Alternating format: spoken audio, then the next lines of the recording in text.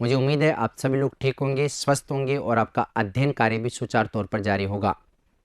जैसा कि आप स्क्रीन पे देख पा रहे हैं, आज का हमारा जो टॉपिक है वो रहेगा वह निबंध लेखन। और ये निबंध लेखन किसके अंतर्गत आता है? रचना के अंतर्गत। भाग 1, डॉक्टर शंकर चौधरी आपके सर का नाम है। निबंध कैसे लिखे, निबंध लेखन करते समय कौन कौन सी सावधानियां बरतनी चाहिए, इस पर आज हम चर्चा करेंगे। देखिएगा, निबंध लेखन के लिए कुछ उपयोगी संकेत, मतलब अगर आप इन बातों को ध्यान में रखेंगे तो निबंध बहुत अच्छी तरह से लिख सकते हैं। जैसे निबंध लेखन का अभ्यास सरल और वर्णन प्रधान विषय से प्रारंभ करना चाहिए। अगर आप किसी भी विषय पर निबंध लिखना चाहते हैं तो निबंध लेखन का अभ्यास अपने आप में सरल होना चाहिए और वर्णन प्रधान विषय से प्रारंभ करना चाहिए। ऐसा नहीं है अपन लोग शुरुआत में लिखते हैं प्रस्तावना, तो प्रस्तावना की शुरुआत यदि जटिल विषय के साथ कर देंगे ना तो हम निबंध नहीं लिख पाएंगे। दूसरी बात, वर्णन प्रधान विषय से प्रारंभ करना चाहिए।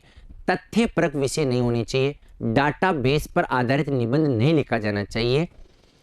चुने गए विषय पर विभिन्न लेखकों द्वारा लिखे गए निबंधों को ध्यान से पढ़ना चाहिए। मतलब जिस विषय पर आप निबंध लिखना चाहते हैं उस निबंध लिखने में कौन कौन से लेखक ने क्या क्या बातें कही है उन सबको ध्यान में रखना चाहिए। विषय को क्रमानुसार उपशीर्षकों में बांट लेना चाहिए, यह भी बहुत इंपॉर्टेंट बात है। ऐसा नहीं अपन निबंध लिख रहे हैं और निबंध लिखते समय ऐसा नहीं कि डायरेक्ट ही हम लिखने के लिए बैठ गए, बल्कि जैसे मान लीजिए कोई भी टॉपिक है, विज्ञान वरदान या अभिशाप, इसको आपको अलग अलग भागों में बांटना पड़ेगा।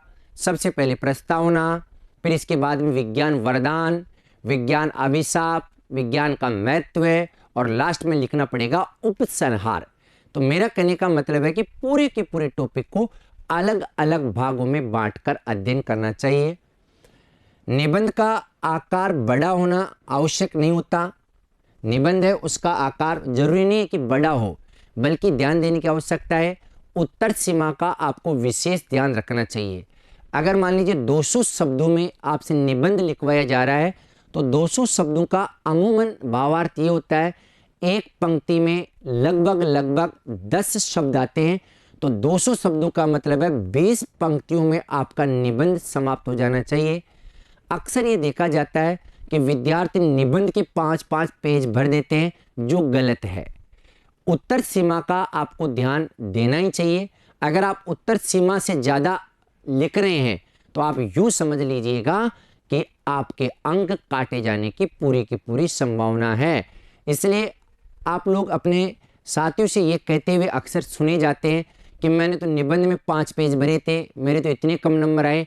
तो अति सर्वत्र वर्जित है, ज़्यादा भी हर जगह वर्जित है और कम भी हर जगह वर्जित है।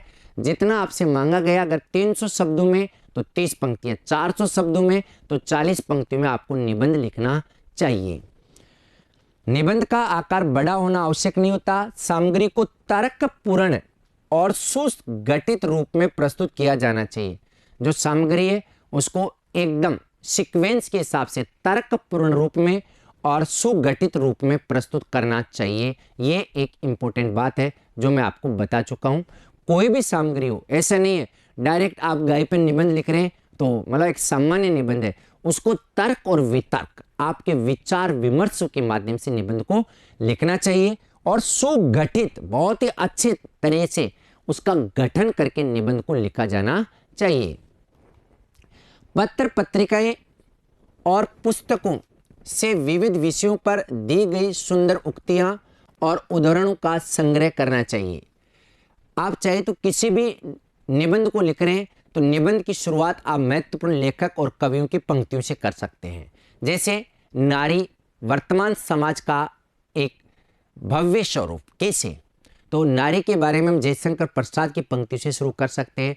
नारी तुम केवल श्रद्धा हो, विश्वास रजत नद पक तल पर पीयूष स्रोत सी बहा करो जीवन के सुंदर समतल में।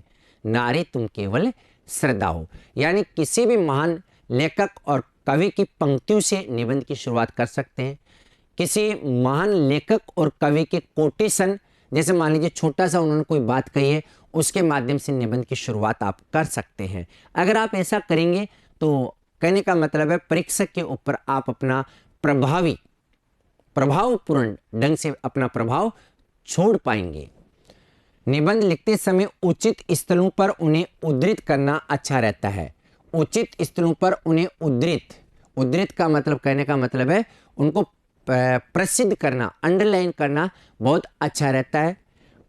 और इम्पोर्टेंट बात बताता हूँ, निबंध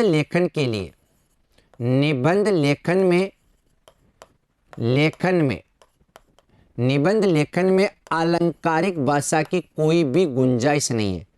आलंकारिक भाषा की गुंजाइश नहीं है, भाषा की कोई भी गुंजाइश नहीं। ये भी एक इम्पोर्टेंट बात मैंने आपको बता दी है, कोई भी गुंजाइश नहीं। निबंध लिखेंगे तो आलंकारिक भाषा की उसमें कोई भी गुंजाइश नहीं है। यानी ये कोई ज़रूरी नहीं है कि आप निबंध लिखते समय एक उच्च क्वालिटी की भाषा का प्रयोग करें, आलंकारिक भाषा का प्रयोग करें। और अगर आप ऐसा करेंगे ना तो पाठक श्रोता उसको समझ नहीं पाएगा, पढ़ नहीं पाएगा, तो आप कठिन काव्य के प्रेत हो जाएंगे। इसी प्रकार मैं बताता हूँ, आलंकारिक भाषा की कोई भी गुंजाइश नहीं है। और यहाँ हम लोग बात कर लेते हैं, पत्र लेखन में ज़्यादातर तत्सम शब्दावली का प्रयोग किया जाना चाहिए। तत्सम शब्दावली का प्रयोग, पत्र लेखन में तत्सम शब्दावली का प्रयोग किया जाना चाहिए, ये ध्यान देने की जरूरत है। तत्सम यानी संस्कृत से युक्त शब्दावली का प्रयोग पत्र लेखन के अंतर्गत किया जाना चाहिए। कोशिश ये रहनी चाहिए कि तद्भव शब्दों के प्रयोग से हो सके यथासंभव बचने का प्रयास करना चाहिए। इसी प्रकार हम लोग बात कर लेते हैं, वर्तनी शुद्धता पर भी बल देना चाहिए। वर्तनी शुद्धता पर बल दिया जाना चाहिए। इसका मतलब क्या है ये भी मैं आपको बता देता हूँ। कहने का मतलब है कि अगर आप वर्तनी में या भाषा में अशुद्धता रखेंगे, लेखन कार्य में अशुद्धता रखेंगे, तो आप कितने भी अच्छे भावों को प्रकट करना चाह रहे हैं लेकिन वो भाव सही ढंग से प्रस्तुत नहीं पाएंगे। इसलिए वर्तनी शुद्धता पर बल दिया जाना बेहद आवश्यक है। अगर आप अशुद्ध लिखेंगे तो आप अच्छे और सच्चे निबंध लिखने का आपका कोई भी प्रयोजन सिद्ध नहीं हो पाएगा।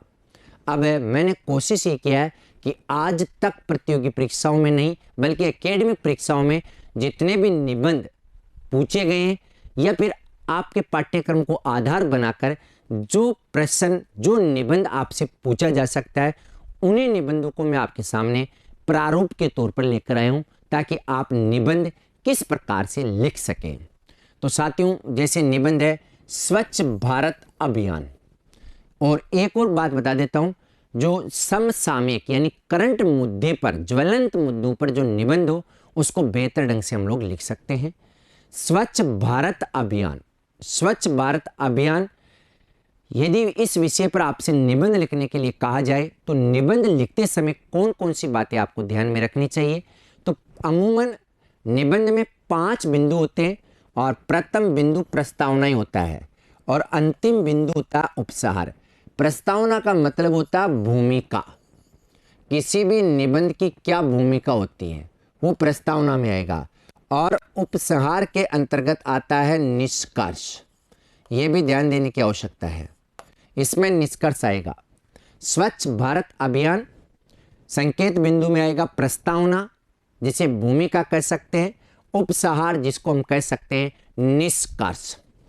स्वच्छ भारत का अभिप्राय, स्वच्छता और स्वास्थ्य, लोगों की आदतें बदलने की क्या आवश्यकता है, कुल मिला के ये संकेत बिंदु है। यदि आप किसी भी निबंध को लिखें तो इनको आपको अलग अलग भागों में बांट लेना चाहिए प्रत्येक निबंध के पार्ट को, और यहीं से शुरुआत करनी चाहिए।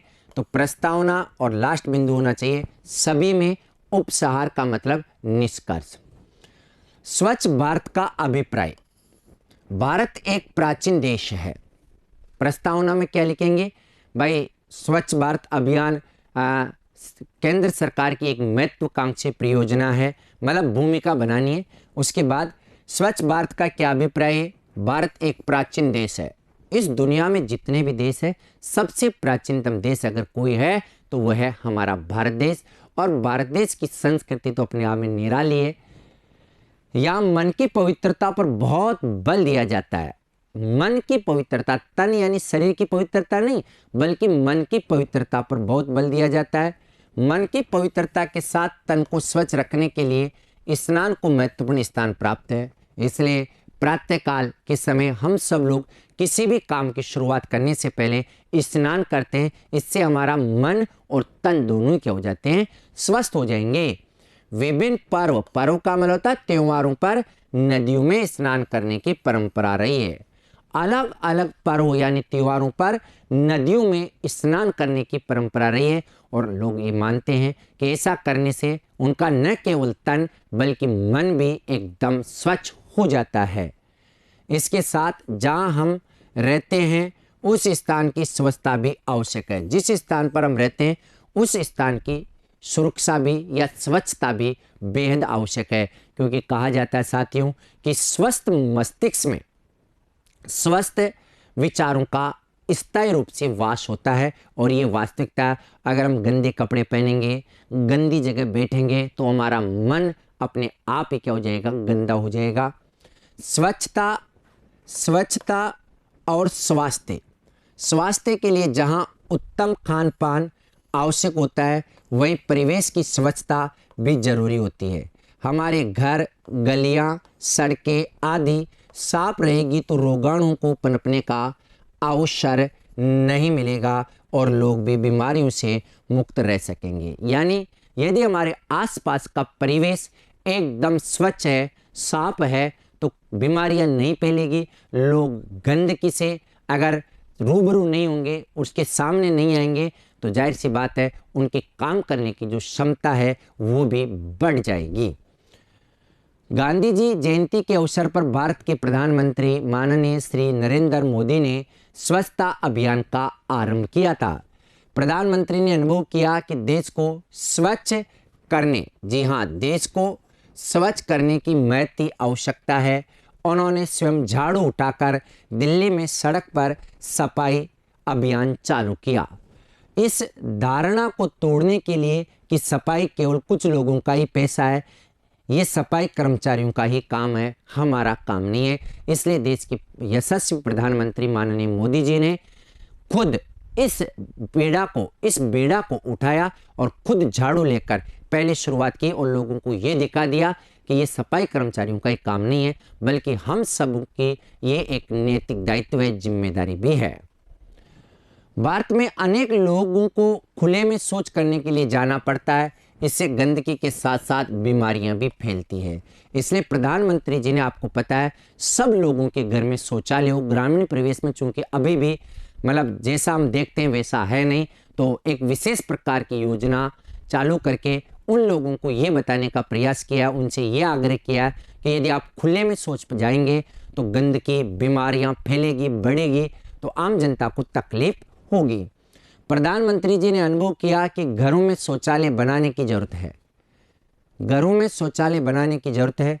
सरकार ने इस काम के लिए समयबद्ध कार्यक्रम पर जोर दिया है तथा 5 वर्ष में प्रत्येक घर में शौचालय बनाने को कहा है। बिल्कुल 5 वर्षों में पूरे देश में घर घर में शौचालय बनाने के लिए माननीय मोदी जी ने कहा है।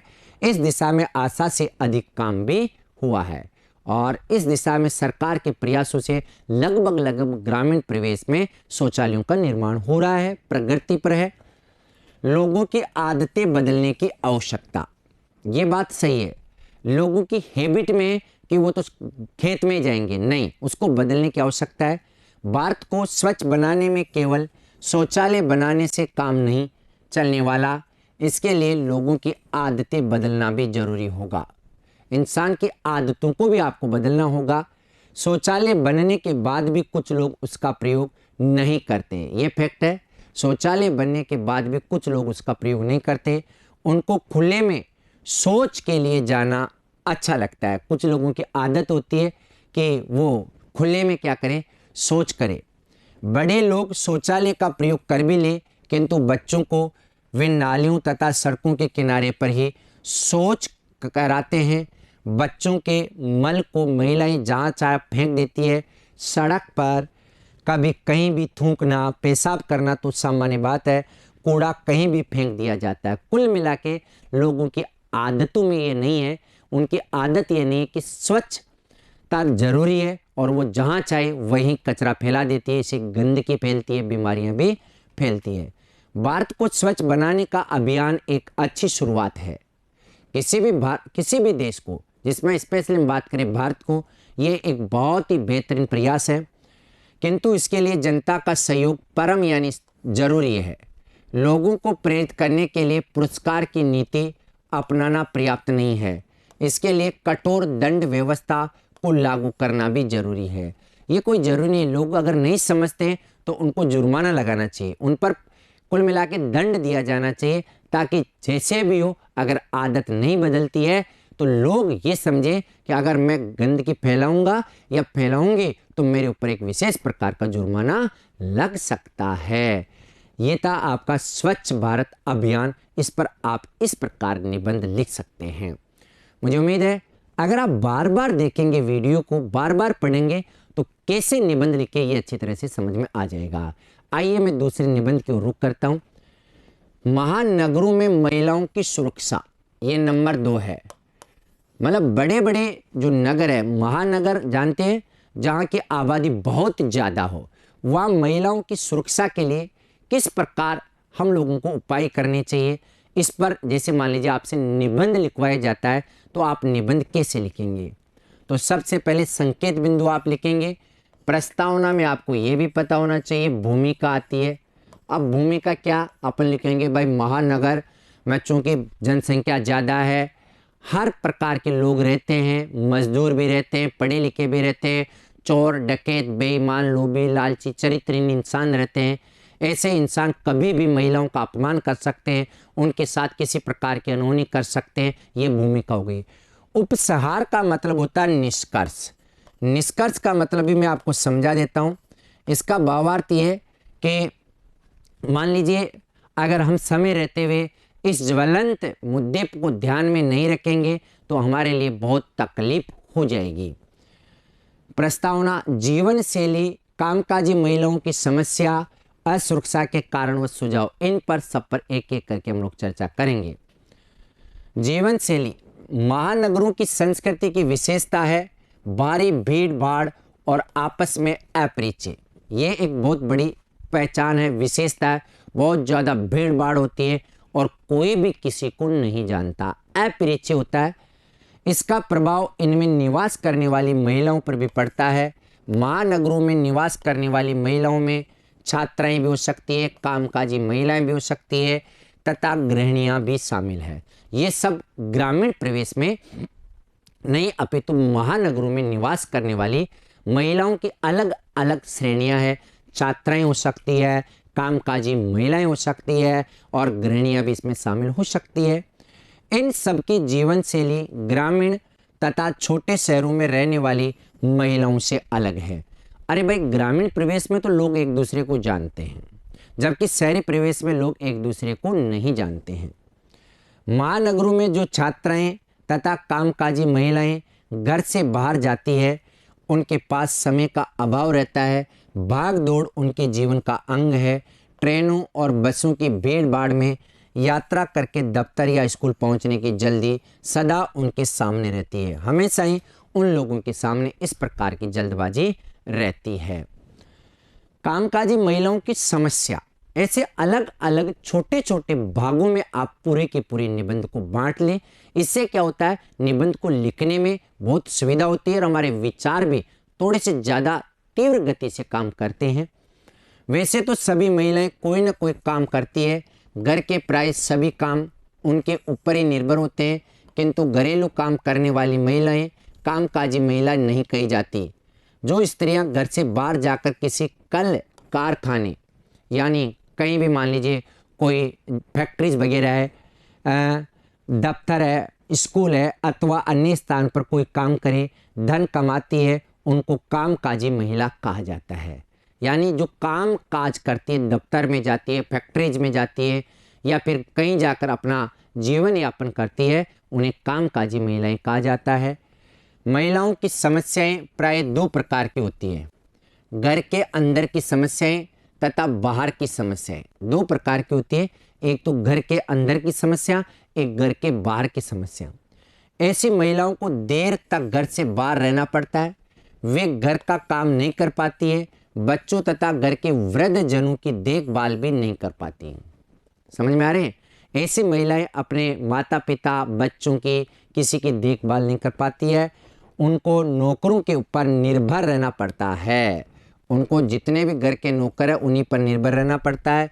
विश्वसनीय नौकर भी आसानी से नहीं मिलते, अतः उनके सामने असुरक्षा की भावना बनी रहती है। कई बार आप देखते हैं, अगर हम नौकर रख भी लेते हैं तो आप अखबार में पढ़ते हैं, सोशल मीडिया पे देखते हैं कि वही कत्ल करके चले जाता है। तो ऐसे सभी लोगों में कुल मिला के बातें, महानगरों में अविश्वास या असुरक्षा की भावना प्रबल रूप से दिखाई देती है। घर से बाहर भी महानगरीय महिलाएं आज सुरक्षित नहीं है। घर के बाहर, चलो घर में अगर नौकर रखे तो वहाँ भी सुरक्षित नहीं है, घर के बाहर भी महानगरीय महिलाएं आज सुरक्षित नहीं है। अपने या सार्वजनिक वाहनों से कार्यस्थल पर पहुंचने के बीच उन्हें पुरुष यात्रियों की टीका टिप्पणी और अशोभनीय व्यवहार का सामना करना पड़ता है। आपको पता है, अगर सार्वजनिक वाहनों से अगर दफ्तर जा रहे हैं तो उनको बैठने नहीं दिया जाता है। पुरुष समुदाय द्वारा उन पर अशोभनीय टीका टिप्पणी की जाती है। कार्यस्थल से देर रात लौटते समय तो आजकल इन महिलाओं का भगवान ही मालिक होता है। उनके साथ होने वाले दुर्व्यवहार और दुष्कर्म आदि की घटनाएं आज प्राय सुनने और देखने को मिलती रहती है। आज लगातार हम अखबार में पढ़ते रहते हैं, सोशल मीडिया पर पढ़ते रहते हैं किस प्रकार की घटनाओं को कब रोका जाना चाहिए। अखबार में केवल विवरण प्रस्तुत किया जाता है, बल्कि अखबार वालों का ये दायित्व बनता है, मीडिया कर्मियों का, कि वह प्रश्न लगाए कि समस्या कब तक चलेगी, इस प्रकार की दुष्प्रवृत्तियों को कब रोका जाएगा। असुरक्षा के कारण व सुझाव, घर से बाहर जाकर काम करने वाली महिलाओं के बारे में जो पुरातन पंथी सोच है, पुरातन पंथी का मतलब होता परंपरागत सोच है, उसके कारण ये समस्या और बढ़ती है। काम करने वाली महिला के चरित्र के बारे में मनमाने ढंग से सोचा जाता है, कोई घटना होने पर उसको सहायता नहीं मिलती है। पुरातन पंथी जो ट्रेडिशनल विचारों के लोग हैं वो ये समझते हैं कि इस घटना के लिए अगर मान लीजिए उसके साथ कोई अनहोनी होती है तो वो उस महिला को ही जिम्मेदार मानते हैं। उल्टे उत्पीड़न ही झेलना पड़ता है, उसको कोई सहायता नहीं मिलती, बल्कि उस महिला का उल्टा तिरस्कार ही होता है। कामकाजी महिलाओं की समस्या सुलझाने के लिए सरकार तथा समाज दोनों को प्रयास करने चाहिए। स्वरक्षा के विश्वसनीय उपायों का प्रशिक्षण मिले, पुरुष समाज की सोच में गुणात्मकता परिवर्तन लाया जाए।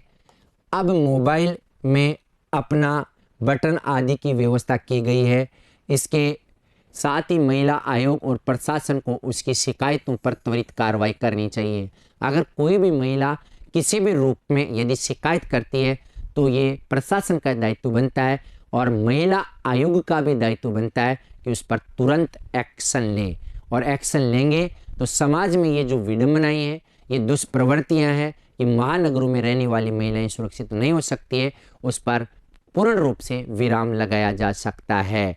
ये थे दोस्तों आपको महानगरों की महिलाओं की जो स्थिति है उस पर निबंध अगर आ जाए तो कैसे लिखें। मैं कोशिश कर रहा हूं कि प्रारूप के तौर पर आपको 4-5 निबंध एक वीडियो में मैं बताऊं, ताकि आपको इनको लिखने का लगातार अभ्यास करने का मौका मिल सके। इंटरनेट ज्ञान का भंडार, निबंध का नाम क्या है? इंटरनेट ज्ञान का भंडार अथवा इंटरनेट से लाभ और हानि। इंटरनेट से कौन कौन से लाभ और हानि होगी, या ये ज्ञान का भंडार कैसे होगा। संकेत बिंदु, भूमिका के अंतर्गत देखिएगा इंटरनेट की कार्यविधि, जो इंटरनेट है उसकी कार्यविधि, वर्कशॉप कैसे होनी चाहिए। भारत में इंटरनेट का प्रसार कब से हुआ, इंटरनेट से क्या क्या लाभ है, इससे क्या क्या हानियां हैं, और निष्कर्ष। उपसंहार का मतलब होता है निष्कर्ष। यहाँ ध्यान देने की आवश्यकता है, उपसंहार यानी जो निष्कर्ष होता है ना, उसमें दोषों की अपेक्षा गुणों को ज़्यादा प्राथमिकता देनी चाहिए। आप ये मत लिखिएगा कि इंटरनेट अपने आप में बहुत गलत है, बल्कि मानता हूँ गलत है, हो सकता है कुछ सीमा तक हो, लेकिन सकारात्मक बातों को ज़्यादा तवज्जो देना चाहिए। और ये लिखना चाहिए कि अगर इंटरनेट और भी ज़्यादा गति से आगे बढ़े तो भारत देश एक विश्व शक्ति बन सकता है। कुल मिला के बात यही कि उपसार में निष्कर्ष लिखा जाता तो उसमें आप सकारात्मक बातों को ज़्यादा से ज़्यादा तवज्जो या महत्व दें। हाँ, इंटरनेट का सामान्य अर्थ है सूचना भंडारों को सर्वसुलभ बनाने वाली तकनीकी। सूचना के जो भंडार है उसको सर्वसुलभ सब लोगों तक बनाने वाली एक टेक्निक। आज इंटरनेट दूर संचार का अत्यंत महत्वपूर्ण, बहुत ज़्यादा अत्यंत महत्वपूर्ण और आवश्यक अंग बन चुका है। आम जनता के लिए यह अपने आप में बहुत ही महत्वपूर्ण अंग बन चुका है। कंप्यूटर इंटरनेट का चोला और दामन का साथ है। कंप्यूटर और इंटरनेट का चोली और दामन का साथ है। कंप्यूटर के प्रचार के साथ साथ इंटरनेट का भी विस्तार होता जा रहा है। शिक्षा हो, व्यापार हो, अर्थव्यवस्था हो, सामाजिक संबंध हो, शोध कार्य हो, व्यक्तिगत जीवन हो, मनोरंजन हो, चिकित्सा हो तथा सुरक्षा आदि सभी क्षेत्र इंटरनेट से जुड़कर लाभान्वित हो रहे हैं। घर बैठे ज्ञान विज्ञान संबंधी सूचनाओं के भंडार से जुड़े जाना इंटरनेट ने ही संभव बनाया है। सब कुछ किसने संभव बनाया है? इंटरनेट ने। और दोस्तों आपको पता होना चाहिए इंटरनेट के आगमन से पूरा का पूरा संसार, पूरी की पूरी दुनिया एक घर में सीमित हो गया है। हमें लगता है कि संसार इतना बड़ा नहीं है, बल्कि जैसे हम इंटरनेट के सामने कंप्यूटर में इंटरनेट खोल के बैठते हैं, टेलीविज़न देखते हैं, तो हमें लगता है कि दुनिया तो क्या है, बहुत सीमित है। पूरा का पूरा संसार एक छत के नीचे आ गया है। सारे संसार, इंटरनेट की कार्यविधि क्या होगी? सारे संसार में स्थित टेलीफोन प्रणाली अथवा उपग्रह संचार व्यवस्था की सहायता से एक दूसरे से जुड़े कंप्यूटरों का नेटवर्क ही इंटरनेट है। जुड़े जो कंप्यूटर है इनका नेटवर्क ही क्या कहलाता है? इंटरनेट कहलाता है। पूरे के पूरे दुनिया के कंप्यूटर उपग्रहों के माध्यम से जुड़े हुए हैं। इस नेटवर्क से अपने कंप्यूटर को संबंध करके कोई भी व्यक्ति नेटवर्क से जुड़े अन्य कंप्यूटरों में संग्रहित सामग्री से परिचित हो सकता है। इसके लिए एक वेबसाइट उपलब्ध है। क्या है? वेबसाइट। और वेबसाइट क्या कहती है? www, वर्ल्ड वाइड वेब कहा जाता है। मतलब आप जाकर इस पर सर्च कर सकते हैं। किसी भी प्रकार की पढ़ाई से संबंधित या पूरी वैश्विक जानकारी यदि आप प्राप्त करना चाहते हैं तो इसकी वेबसाइट है www, यानी पूरा का पूरा वर्ल्ड, भारत नहीं, वर्ल्ड वाइड वेब। क्या नाम है? वर्ल्ड वाइड और वेब। भारत में इंटरनेट का प्रसार, भारत में इंटरनेट का निरंतर प्रसार हो रहा है। बहुउपयोगी होने के कारण जीवन में हर क्षेत्र के लोग इससे जुड़ रहे हैं। शिक्षा संस्थान, औद्योगिक प्रतिष्ठान, प्रशासनिक विभाग, मीडिया हो, मनोरंजन संस्थाएं हो, संग्रहालय हो, पुस्तकालय, सभी धीरे धीरे इंटरनेट पर अपनी उपस्थिति दर्ज करा रहे हैं। ऐसा अनुमान है कि इंटरनेट से जुड़े व्यक्तियों और संस्थाओं की संख्या करोड़ों तक पहुंच चुकी है। मैं ये मानता हूं कि अनुमान एकदम सही है। करोड़ों से भी ज़्यादा हम लोग कह सकते हैं कि इंटरनेट के उपभोक्ता है, इंटरनेट का प्रयोग करने वाली संस्थाएं हैं। ये बात एकदम फैक्ट मानी जा सकती है। हाँ, इंटरनेट से क्या क्या लाभ हो सकते हैं? तो ज़्यादातर तो लाभ ही होते हैं। हालांकि ये तय है कि एक ही पक्ष के दो पहलू होते हैं। जैसे मान लीजिए सकारात्मक और नकारात्मक। इंटरनेट की लोकप्रियता दिनों दिन बढ़ती जा रही है। इंटरनेट कनेक्शन धारक व्यक्ति किसी भी समय किसी भी विषय पर तत्काल इच्छित जानकारी प्राप्त कर सकता है। छात्र हो, शिक्षक हो, वैज्ञानिक हो, व्यापारी हो, खिलाड़ी हो, मनोरंजन चाहने वाले तथा सरकारी विभाग इंटरनेट से अपनी आवश्यकता और रुचि के अनुसार सूचनाएं पा सकते हैं। कोई पा सकता है। छोटे बच्चे, अगर आप चाहें कि मुझे, जैसे मान लीजिए आप 9th क्लास में पढ़ रहे हैं, इंटरनेट से आप ये पाठ, ये निबंध कैसे लिखें, निबंध लिखने की क्या क्या प्रक्रिया है, आप नेट पे सर्च करेंगे तो आपको ज़रूर मिल जाएगा। क्योंकि पूरी की पूरी दुनिया वर्ल्ड वाइड वेब के माध्यम से एक जगह सीमित हो गई है।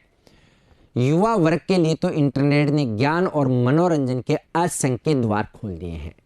और स्पेशली जो यंग जनरेशन है, युवा वर्ग है, हालांकि मानते हैं कि जो बुजुर्ग लोग हैं वो इस इंटरनेट से वाकिफ नहीं है, क्योंकि उस दौर में इंटरनेट नहीं हुआ करता था। युवा वर्ग के लिए तो इंटरनेट ने ज्ञान और मनोरंजन के असंख्य द्वार खोल ही दिए हैं। ईमेल, टेली बैंकिंग, हवाई और रेल यात्राओं के लिए अग्रिम टिकट खरीद, विभिन्न बिलों का भुगतान, ई मार्केटिंग इत्यादि नई नई सुविधाएं इंटरनेट द्वारा उपलब्ध कराई जा रही है। इस प्रकार दिन प्रतिदिन इंटरनेट हमारे दैनिक जीवन का अत्यंत उपयोगी अंग बनता जा रहा है। डे बाय डे ये हमारे जीवन का बहुत ही इम्पोर्टेंट अंग बनता जा रहा है। इंटरनेट से क्या क्या हानियां हैं? आज नगरों में स्थान स्थान पर इंटरनेट ढाबे, जिसको बोलते हैं साइबर कैफे, खुलते जा रहे हैं। इनमें आने वाले युवा ज्ञानवर्धन के लिए कम, अश्लील मनोरंजन के लिए अधिक आते हैं। इंटरनेट से क्या क्या हानियां हैं? मतलब एक पक्ष ये भी है ना कि कुछ चीज़ें वरदान होती है तो कुछ चीज़ें अभिशाप होती है। तो जो साइबर कैफे खुलते जा रहे हैं, इनमें आने वाले युवा ज्ञानवर्धन के लिए कम, अश्लील मनोरंजन के लिए अधिक आते हैं। इंटरनेट के माध्यम से कंप्यूटर में संचित गोपनीय सामग्री सुरक्षित नहीं रह गई है। वायरस का प्रवेश करा के उसे नष्ट किया जा सकता है। विरोधी देश एक दूसरे की गोपनीय सूचनाएं चुरा रहे हैं। इंटरनेट ने साइबर अपराधों को जन्म दे दिया है। बच्चे अगर मान लीजिए उनको इंटरनेट या नेट का चस्का अगर चाहो लग जाता है तो उनका ध्यान पढ़ाई की ओर नहीं होता है, बल्कि उन नकारात्मक चीज़ों को नेट के माध्यम से लगातार देखते रहते हैं। इससे उनके स्वास्थ्य के ऊपर प्रतिकूल असर पड़ता है। उनकी जो आँखें हैं वो देखने की जो शक्ति है वो भी कम हो जाती है, यानी आँखें कमज़ोर हो जाती है। अब इसका उपसंहार यानी निष्कर्ष क्या है? विज्ञान के हर आविष्कार के साथ लाभ और हानि जुड़े हुए हैं। हर आविष्कार के साथ लाभ और हानि जुड़े हुए हैं। इंटरनेट भी इससे अछूता नहीं है। हानियों से बचने के लिए विश्वसनीय उपाय खोजे जा रहे हैं। इंटरनेट का सदुपयोग मानव समाज के लिए वरदान बन सकता है। इंटरनेट सारे विश्व को एक ग्राम के समान छोटा बना रहा है। मैंने शुरुआत में बताया था, इंटरनेट से पूरा का पूरा संसार एक गांव सा बन गया है। पूरा का पूरा संसार एक छत के नीचे आ चुका है। लोगों को पास पास ला रहा है, देशों की सीमाओं को ढा रहा है। और अब ये पता ही नहीं रहा इंटरनेट से कि कौन सा देश की भौगोलिक सीमा कहाँ तक है। तो इंटरनेट के बारे में यदि आपसे निबंध लिखाया जाए तो साथियों आपको इस प्रकार निबंध लिख सकते हैं। अगला निबंध देखिएगा। अगले निबंधों के बारे में चर्चा करेंगे हम लोग कहाँ? अगले वीडियो में। लेकिन जो जो मैंने निबंध बताए मुझे उम्मीद है ये आपको बहुत अच्छी तरह से समझ में आ गए होंगे और इसी को आधार बनाकर आप निबंधों को लिखने का प्रयास कीजिएगा। इस वीडियो में आज के लिए इतना ही। धन्यवाद।